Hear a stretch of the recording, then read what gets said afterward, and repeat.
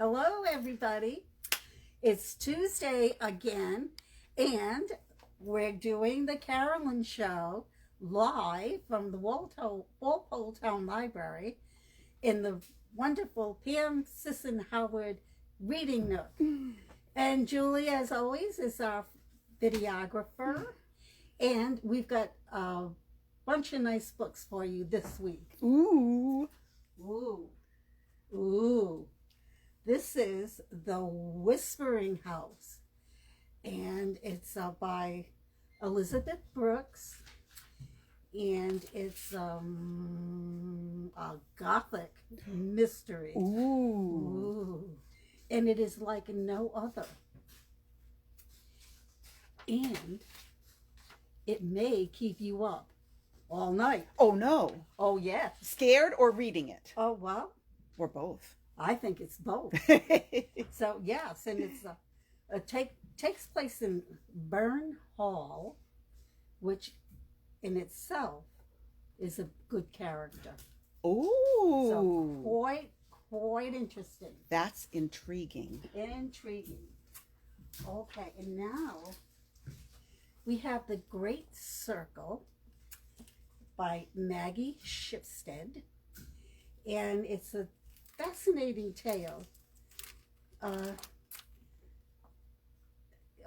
It's described as unforgettable and mesmerizing. And that's just a few words that describe this, because it's just a great book, and it just ranges from the Prohibition era Montana to the wilds of Alaska. Ooh. And to wartime London. To modern Los Angeles. I mean, it just covers. Well, this says it all. Right. The Great Circle. The Great Circle.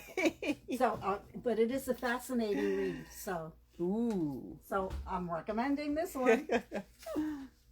And then, okay, now here's something that's really, really apropos.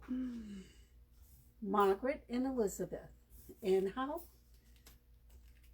the abdication of Edward VIII, their uncle, kind of set the tone for the rest of their lives.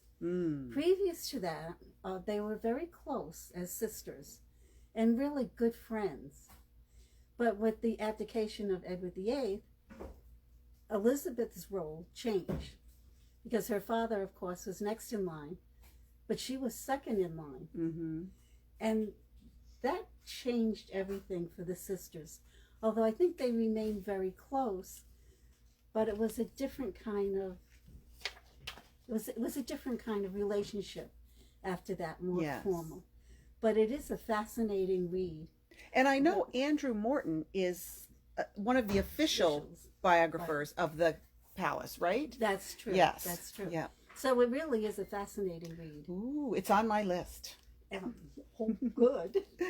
Better get it where Julie makes off with it.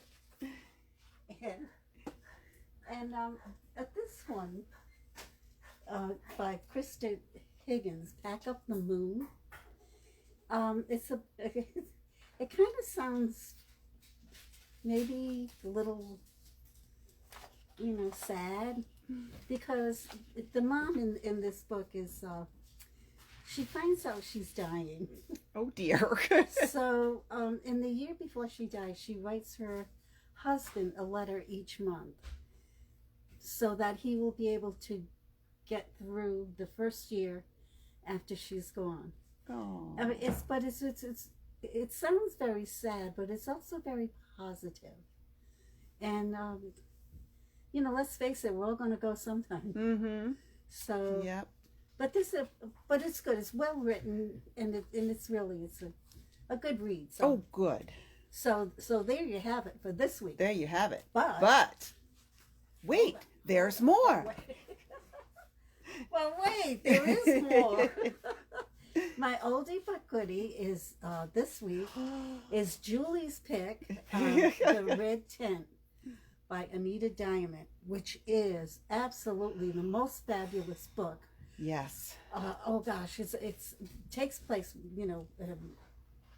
way back in before Israel was Israel. and it's all about these women of the red tent.